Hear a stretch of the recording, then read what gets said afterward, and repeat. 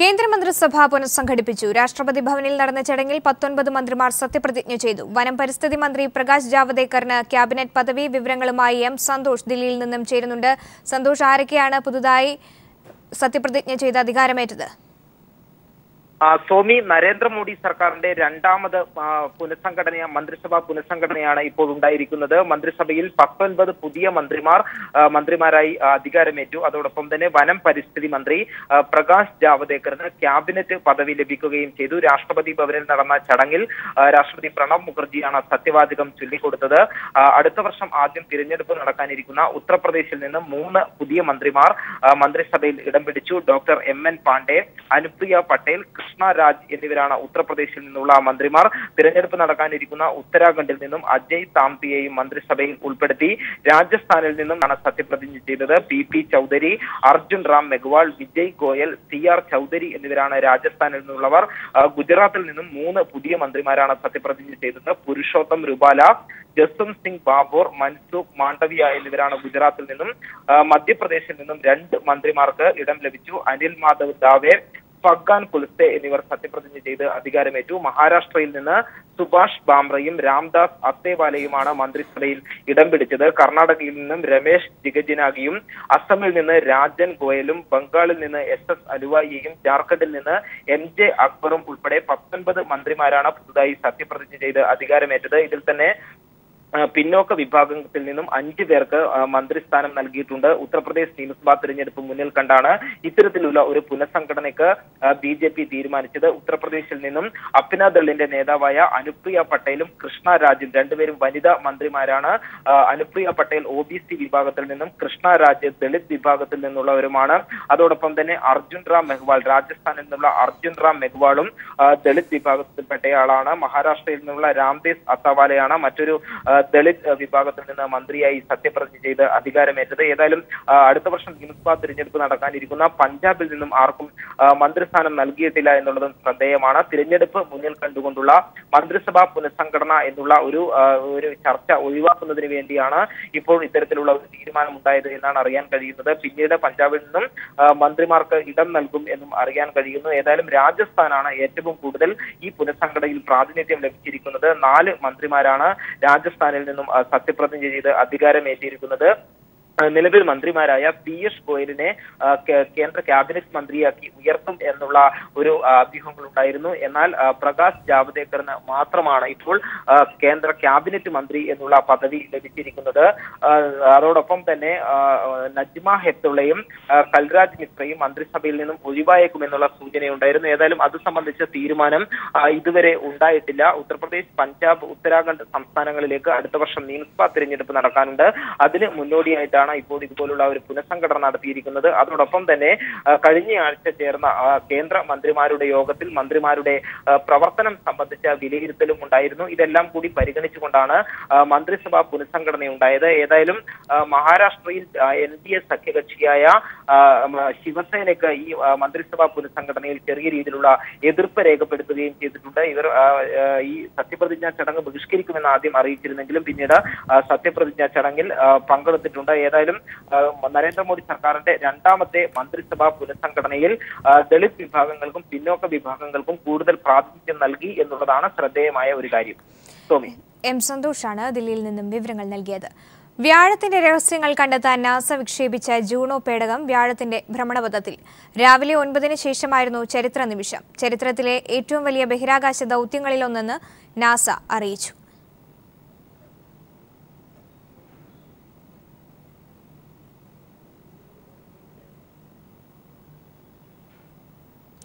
Christian സഭാ കോടതികൾ നടപ്പാക്കുന്ന വിവാഹമോചനങ്ങൾക്ക് നിയമസാധുതയില്ലെന്ന് സുപ്രീം കോടതി.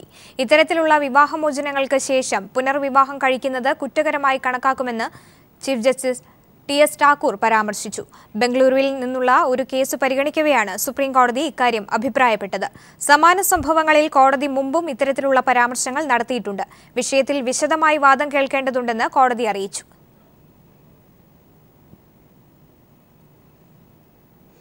അഴിമതി കേസിൽ CBI അറസ്റ്റ് ചെയ്ത ദില്ലി മുഖ്യമന്ത്രി അരവിന്ദ് കെജ്രിവാളിന്റെ പ്രിൻസിപ്പൽ സെക്രട്ടറി രാജേന്ദ്ര കുമാറിനെ ഇന്ന് പട്യാല ഹൌസ് കോടതിയിൽ ഹാജരാക്കും. കമ്പനികൾ രൂപീകരിച്ച് ടെൻഡറില്ലാതെ കരാറുകൾ നൽകി 50 കോടി അഴിമതി നടത്തിയെന്നാണ് കേസ്. കേസ് രാഷ്ട്രീയ പ്രേരിതമെന്നാണ് ആം ആദ്മി പാർട്ടിയുടെ ആരോപണം. കേസുമായി ബന്ധപ്പെട്ട് കഴിഞ്ഞ വർഷം ഡിസംബറിൽ കെജ്രിവാളിന്റെ ഓഫീസ് റെയ്ഡ് ചെയ്തത് വിവാദമായിരുന്നു. ദില്ലി സർക്കാരിന്റെ അധികാരപരിധി സംബന്ധിച്ച വിഷയത്തിൽ വിധി പറയുന്നതിൽ നിന്ന് ഹൈക്കോടതിയെ തടയണമെന്നാവശ്യപ്പെട്ട് ആം ആദ്മി സർക്കാർ നൽകിയ ഹർജി പരിഗണിക്കുന്നതിൽ നിന്നും സുപ്രീംകോടതി ജസ്റ്റിസ് നാഗേശ്വര റാവു പിന്മാറി. ജസ്റ്റിസ് KS കെഹാർ ഒഴിഞ്ഞതിനാൽ പുതിയ ബെഞ്ചാണ് ഇന്ന് കേസ് പരിഗണിക്കാനിരുന്നത്.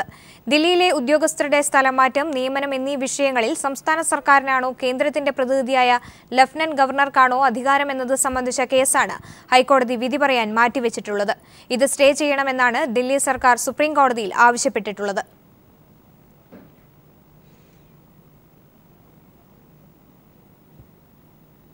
(2G) എയർസെൽ മാക്സിസ് ഇടപാടുകളിൽ പി ചിദംബരത്തിന്റെ മകൻ കാർത്തി ചിദംബരത്തിന് എൻഫോഴ്സ്മെന്റ് ഡയറക്ടറേറ്റ് സമൻസ് അയച്ചു.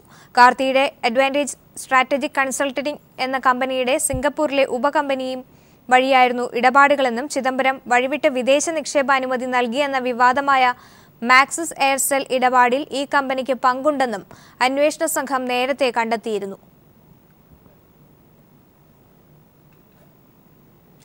സൗദി അറേബ്യയിൽ 3 ചാവേർ സ്ഫോടനങ്ങൾ. ചാവേറുകളെ കൂടാതെ 4 സുരക്ഷാ ഭടന്മാർ കൂടി കൊല്ലപ്പെട്ടതായാണ് അനൌദ്യോഗിക വിവരം. ആക്രമണത്തിന്റെ ഉത്തരവാദിത്തം ആരും ഏറ്റെടുത്തിട്ടില്ല.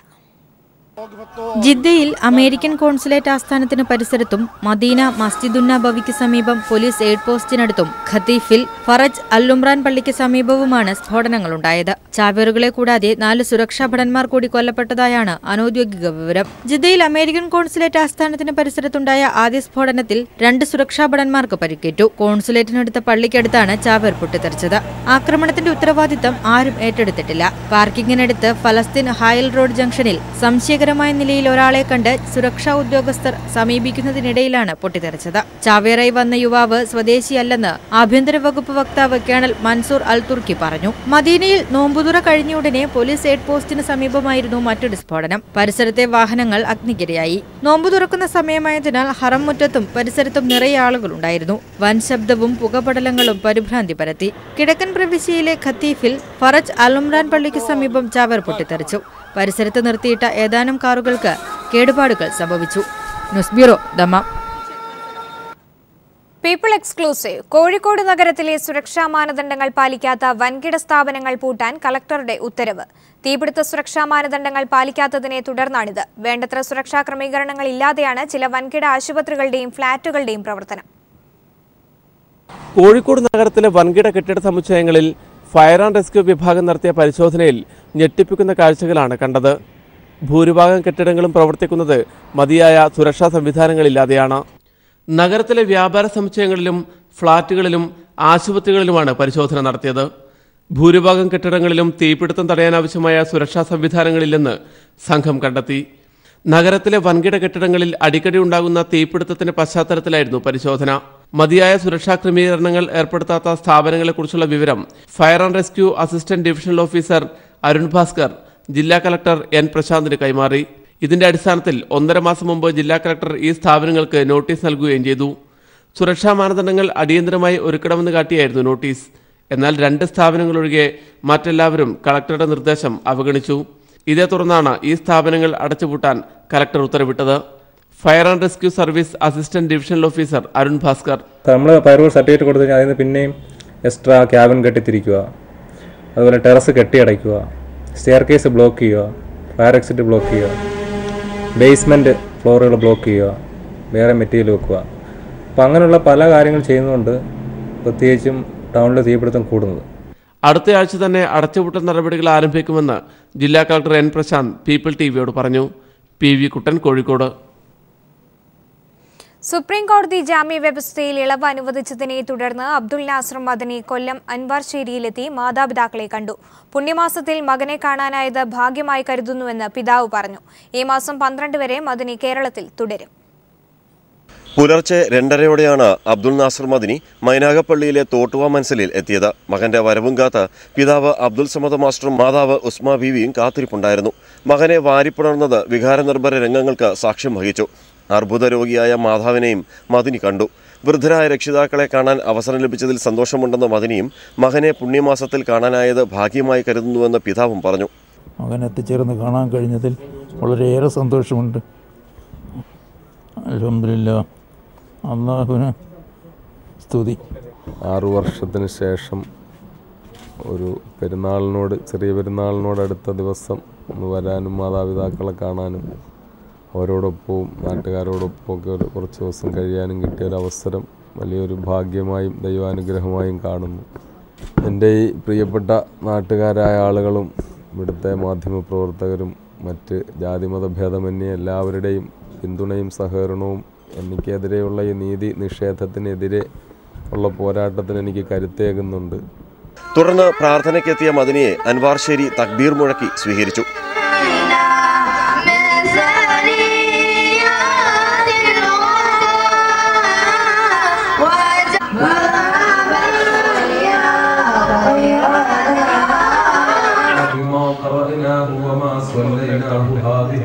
ഈ മാസം 12-ന് മദനി ബംഗളൂരുവിലേക്ക് മടങ്ങും.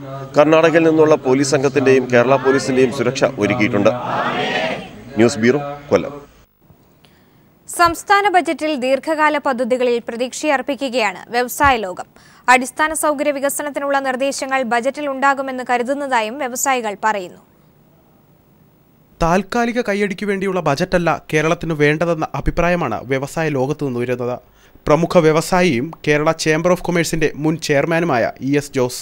മുൻ ഇടത് സർക്കാരിൻ്റെ കാലത്തെ ധനകാര്യമന്ത്രിയായിരുന്ന തോമസ് ഐസക് സാറാണ് ഇതിൻ്റെ ധനകാര്യമന്ത്രി എന്നുള്ളതിൽ ഒരു കണ്ടിന്യൂഷൻ പ്രതീക്ഷിക്കുന്നുണ്ട്. അദ്ദേഹം അവതരിപ്പിച്ച ബഡ്ജറ്റിൻ്റെ അവസാന ഭാഗം പറഞ്ഞിരുന്നത് അടുത്ത 5-10 വർഷക്കാലത്തെ കാഴ്ചപ്പാടോടുകൂടി 50,000 കോടി രൂപ അടുത്ത ബഡ്ജറ്റിൽ ഉണ്ടാകും എന്ന് പറഞ്ഞിരുന്നു.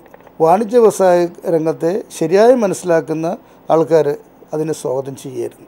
കാരണം താൽക്കാലികമായിട്ടുള്ള ഒരു അഭ്യാസം കൊണ്ട് കേരളത്തിലെ സാമ്പത്തിക മേഖലയെ ഉത്തേജിപ്പിക്കാൻ കഴിയില്ല. ജനകീയ ബഡ്ജറ്റിൻ്റെ ശരിയായ നിർവചനം ലോങ് ടേം ആയിട്ട് പുതിയ തലമുറയ്ക്ക് തൊഴിലവസരങ്ങൾ കിട്ടിക്കൊണ്ട് അവരുടെ സ്വയം സംരംഭകർ ആരുടെയും കൈനീട്ടി പോകാൻ പറ്റാത്ത രീതിയിൽ എല്ലാ കുടുംബത്തിനെയും വളർത്തിയെടുക്കുക എന്നുള്ളതാണ്. പ്രവാസി മലയാളികൾ കേരളത്തിൽ തന്നെ നിക്ഷേപം നടത്തിയാൽ നികുതി വർധനവിൽ അത് കാതലായ മാറ്റങ്ങൾ സൃഷ്ടിക്കും. യുവ സംരംഭകരെ ആകർഷിക്കുന്ന നിർദ്ദേശങ്ങളും ഒപ്പം ടൂറിസം, കാർഷികം തുടങ്ങിയ മേഖലകളിൽ അനുബന്ധ വ്യവസായങ്ങൾ പ്രോത്സാഹിപ്പിക്കുന്നതിനുള്ള നിർദ്ദേശങ്ങളും വ്യവസായ ലോകം ബജറ്റിൽ പ്രതീക്ഷിക്കുന്നുണ്ട്. സാമ്പത്തികമടക്കമുള്ള നയരൂപീകരണത്തിന് വ്യവസായികളുടെയും വിദഗ്ധരുടെയും പൊതുജനങ്ങൾ ഉൾപ്പെടെയുള്ള സമൂഹത്തിൻ്റെയും അഭിപ്രായങ്ങൾ സർക്കാർ ആരായുന്നതിനെ നല്ല ലക്ഷണമായാണ് വ്യവസായ ലോകവും കാണുന്നത്. ഇത് ബജറ്റിൽ പ്രതിഫലിക്കുമെന്ന പ്രതീക്ഷയിലാണ് ഇവർ. അലക്സ് റാം മുഹമ്മദ്, കൊച്ചി. കണ്ണൂരിന്റെ വികസന സ്വപ്നങ്ങളിൽ ഏറ്റവും മുൻപന്തിയിൽ നിൽക്കുന്നത് കണ്ണൂർ വിമാനത്താവളം തന്നെയാണ്. കണ്ണൂർ വിമാനത്താവളത്തെ ഏഷ്യയിലെ ഹബ്ബ് എയർപോർട്ടാക്കി മാറ്റുമെന്ന പ്രതീക്ഷയിലാണ് കണ്ണൂരിലെ ജനങ്ങൾ. കണ്ണൂർ വിമാനത്താവളത്തിൽ നിർമ്മാണ പ്രവർത്തനങ്ങൾ പുരോഗമിക്കുകയാണ്. പാതിവഴിയിലായ ടെർമിനൽ നിർമ്മാണവും air traffic control room 2400 metre മാത്രമുള്ള റൺവേയുമായി കഴിഞ്ഞ സർക്കാരിന്റെ കാലത്ത് നടന്ന ഉദ്ഘാടന മാമാങ്കത്തിന്റെ ഇരയായിരുന്നു ഈ വിമാനത്താവളവും. പ്രതീക്ഷയുണ്ട്, നാട്ടുകാർക്ക് ഇന്നും പ്രതീക്ഷ തന്നെയാണ്. വിമാനത്താവളം അന്താരാഷ്ട്ര വിമാനത്താവളം എന്ന നിലയിലാണ് ഇപ്പോഴത്തെ സർക്കാർ റൺവേൻ്റെ നീളെല്ലാം ലെങ്തെല്ലാം കൂട്ടുന്നുണ്ട് എന്നാണ് പറയുന്നത് കേട്ടു. 1996-ൽ EK നായനാർ മുഖ്യമന്ത്രിയായിരുന്നപ്പോൾ വിമാനത്താവള നിർമ്മാണത്തിന് തീരുമാനമായി. അന്നത്തെ വിദ്യുത് ശക്തി സഹകരണ മന്ത്രിയായിരുന്ന പിണറായി വിജയനാണ് കണ്ണൂർ മൂർഖൻപറമ്പിന്റെ സാധ്യതകൾ മുന്നോട്ട് വെച്ചത്. 98-ൽ സ്ഥലമേറ്റെടുപ്പിന് വിജ്ഞാപനമിറക്കുകയും ആദ്യഘട്ട സ്ഥലമേറ്റെടുപ്പ് പൂർത്തിയാവുകയും ചെയ്തെങ്കിലും 2001 മുതൽ 5 വർഷം പദ്ധതി പ്രവർത്തനം നിലച്ചു. ഇപ്പോൾ റൺവേ 3050 മീറ്ററായി പൂർത്തീകരിച്ചു കഴിഞ്ഞു. 4000 മീറ്റർ ഭൂമിയേറ്റെടുക്കൽ പ്രവർത്തനവും സിവിൽ ഏവിയേഷൻ വകുപ്പിന്റെ ലൈസൻസും എയർലൈൻ കമ്പനികളുടെ വരവും കൂടിയാവുമ്പോൾ കണ്ണൂർ വിമാനത്താവളത്തെ ഏഷ്യയിലെ തന്നെ ഹബ്ബ് എയർപോർട്ടാക്കി മാറ്റാമെന്നതാണ് കണ്ണൂരിന്റെ വികസന സ്വപ്നങ്ങൾ. പരീക്ഷണ പറക്കൽ നൽകിയത് നിരാശയാണെങ്കിലും കണ്ണൂർ വിമാനത്താവളം എന്ന സ്വപ്നം ഇനിയെങ്കിലും യാഥാർത്ഥ്യമാകുമെന്ന പ്രതീക്ഷയിലാണ് കണ്ണൂരിലെ ജനങ്ങൾ.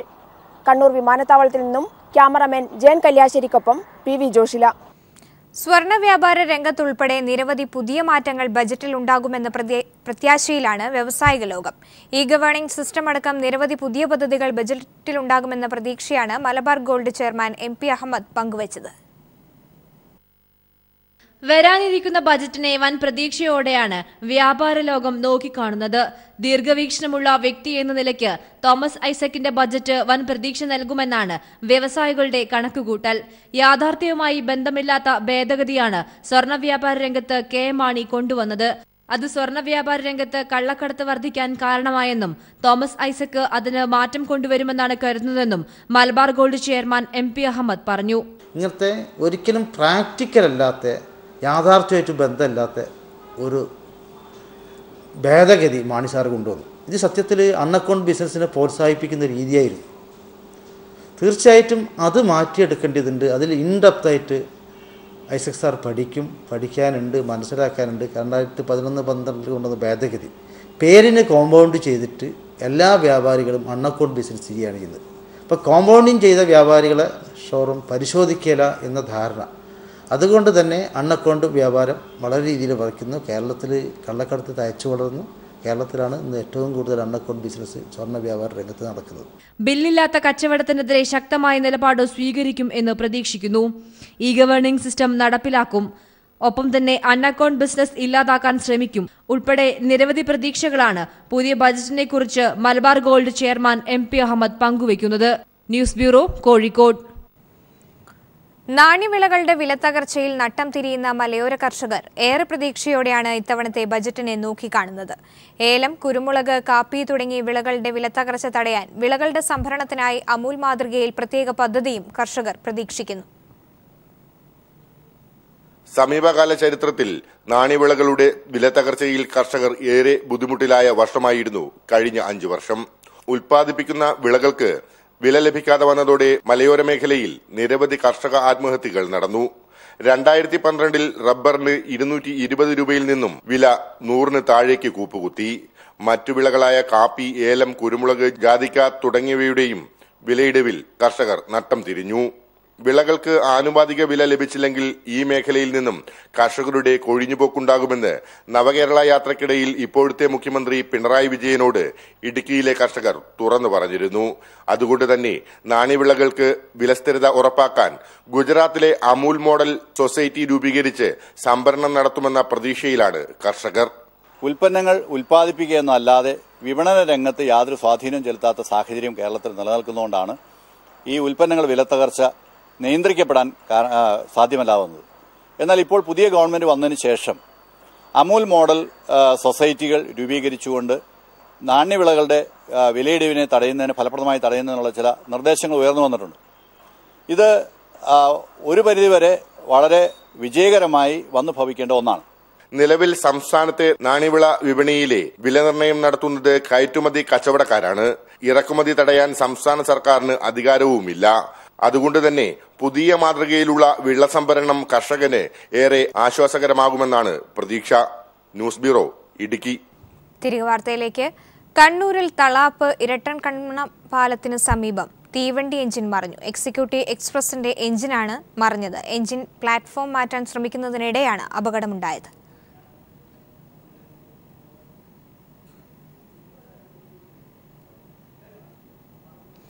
നേമത്തെ തോൽവിയിൽ രൂക്ഷ വിമർശനവുമായി വി സുരേന്ദ്രൻപിള്ള. നേമത്ത് തന്നെ തോൽപ്പിക്കാനായി വോട്ട് കച്ചവടം നടന്നെന്ന് വ്യക്തമാണെന്ന് സുരേന്ദ്രൻപിള്ള.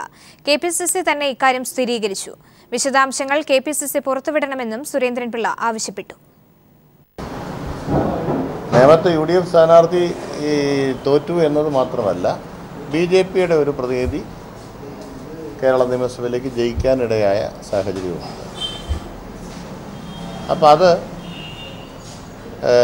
ആരെങ്കിലും തെറ്റ് കാണിച്ചിട്ടുണ്ടെങ്കിൽ ആ തെറ്റ് കാണിച്ചിട്ടുള്ള ആളുകളെ കണ്ടുപിടിക്കണം. ഇത് UDF യോഗത്തിൽ ഉന്നയിക്കാൻ JDU തീരുമാനിച്ചിട്ടുണ്ട്. ഈ റിപ്പോർട്ടിനകത്തുണ്ടാകും. ആ റിപ്പോർട്ട് പുറത്ത് വന്നാൽ മാത്രമല്ലേ നമുക്ക് മുൻനിര നേതാക്കളാണോ പിൻനിര നേതാക്കളാണോ ആരൊക്കെയാണ് അതിൻ്റെ ഉത്തരവാദികളെന്ന് നമുക്ക് പറയാനൊക്കെ.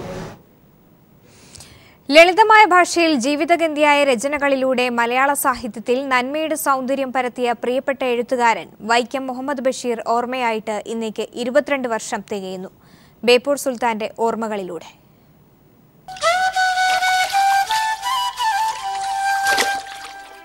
ലളിതമായ ഭാഷയിൽ ജീവിതഗന്ധിയായ രചനകളിലൂടെ മലയാള സാഹിത്യത്തിൽ നന്മയുടെ സൗരഭ്യം പരത്തിയ പ്രിയപ്പെട്ട എഴുത്തുകാരൻ വൈക്കം മുഹമ്മദ് ബഷീർ ഓർമ്മയായിട്ട് ഇന്ന് 22 സംവത്സരങ്ങൾ.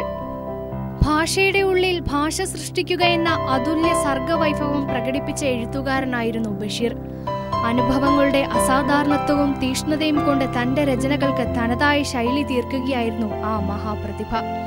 കഥാഗതിയെയും കാലത്തെയും വെല്ലുവിളിച്ചുകൊണ്ട് അനുഭവങ്ങളുടെ തീഷ്ണതയിൽ നിന്നും അക്ഷരഗോപുരം പടുത്തുയർത്തുകയായിരുന്നു കണ്ണീരിനെയും പൊട്ടിച്ചിരിയാക്കിയ കലാകാരൻ.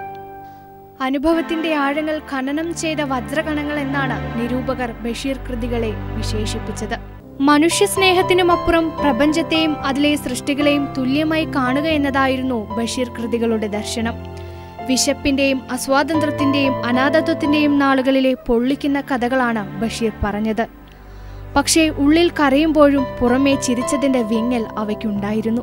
വക്കിൽ രക്തം പൊടിഞ്ഞിരിക്കും വിധം ജീവിതത്തിൽ നിന്നും വലിച്ചു ചീന്തിയ ഏടുകളായിരുന്നു ഓരോ ആസ്വാദകനും ബഷീർ സാഹിത്യം.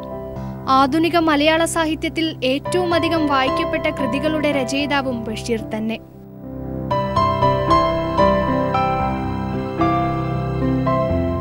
ബാല്യകാലസഖിയും പാത്തുമ്മയുടെ ആടും അനുരാഗത്തിന്റെ ദിനങ്ങളുമെല്ലാം ബേപ്പൂർ സുൽത്താനെ ഓരോ മലയാളിയുടെയും സുൽത്താനാക്കി. Reshma Suresh, cultural desk, people TV.